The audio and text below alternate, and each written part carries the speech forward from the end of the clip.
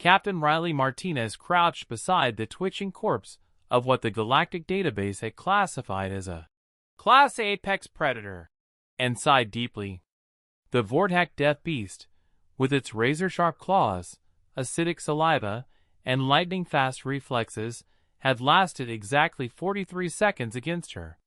She hadn't even broken a sweat. "Control, this is Martinez," she spoke into her comm unit, while absently wiping alien blood off her combat knife. "The specimen is down. Again."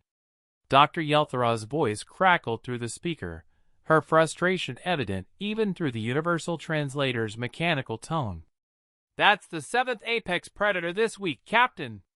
The consortium is beginning to question whether humans truly belong in the Death World classification." Riley stood up, stretching her arms above her head as she surveyed the arena. The underground facility on Kepler 442b had been specifically designed to test the limits of various species' combat capabilities. Holographic trees swayed in artificial wind, temperature controls mimicked hostile environments, and the gravity generators could simulate anything from crushing planetary forces to zero-G combat. "Look, Doc," Riley said, stepping over the creature's serrated tail. "It's not my fault your unstoppable killing machines keep having such obvious weaknesses. This one telegraphed its attacks like it was sending me a formal invitation." The observation decks reinforced transparisteel hummed with activity as xenobiologists from 12 different species frantically updated their notes. Riley had been volunteered for this study after Earth joined the Galactic Federation, part of an ongoing effort to understand how humans had survived on what the galaxy considered an impossibly hostile world. "Perhaps," suggested Dr. Corthex, a spider-like arachnus researcher, "we should try the nightmare of Proxima 7 next. It's never been defeated in single combat." Riley perked up slightly. "Nightmare? That sounds promising. What's its deal?" 15 feet tall, crystalline exoskeleton that can deflect most energy weapons, psychic screams that induce paralytic terror in most sentient species, and claws that vibrate at frequencies capable of cutting through molecular bonds. "Okay, that actually sounds like it might take a whole minute," Riley said, genuine interest creeping into her voice for the first time all day. The arena floor began to shift as the facility's systems prepared the next encounter. Environmental controls adjusted to match the nightmare's preferred hunting conditions: perpetual twilight, high humidity, and a gravitational field that would make most species struggle to remain upright.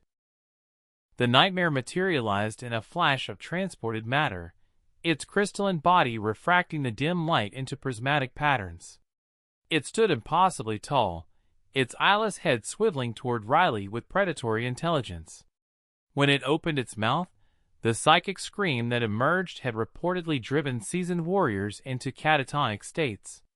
Riley tilted her head slightly, as if listening to distant music. "Huh?" she said conversationally. "That's actually kind of soothing. Reminds me of my neighbor's leaf blower back home." The nightmare paused, its scream faltering. In all the documented encounters across 17 star systems, no creature had ever described its terror-inducing wail as soothing. "You know what your problem is," Riley continued, beginning to circle the creature with casual confidence. "You're all too specialized.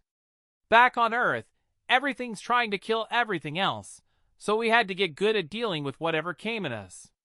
But you guys? You evolved to be the biggest, scariest thing on your respective worlds."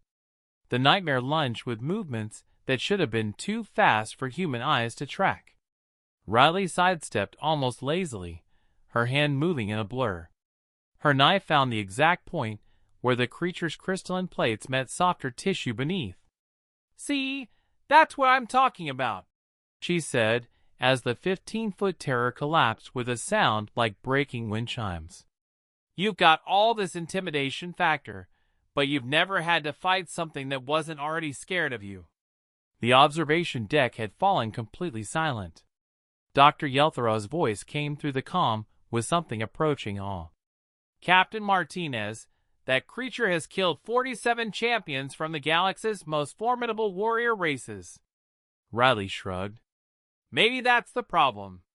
You keep sending warriors, people who fight with honor, follow codes, announce their attacks. On Earth, the most dangerous predator is usually the one that looks harmless until it's too late. She paused, looking up at the observation deck with sudden inspiration. Hey, Doc, do you have anything that hunts by pretending to be something else? Maybe something that actually uses its brain instead of just being big and scary? The xenobiologists exchanged glances that conveyed a universal sentiment. Humans weren't just from a death world. They were what made it a death world in the first place. We'll see what we can find, Dr. Yelthara replied weakly. Riley grinned. Great! And maybe next time, send in 3 or 4 at once? I'm starting to worry I'll forget how to fight anything that actually fights back.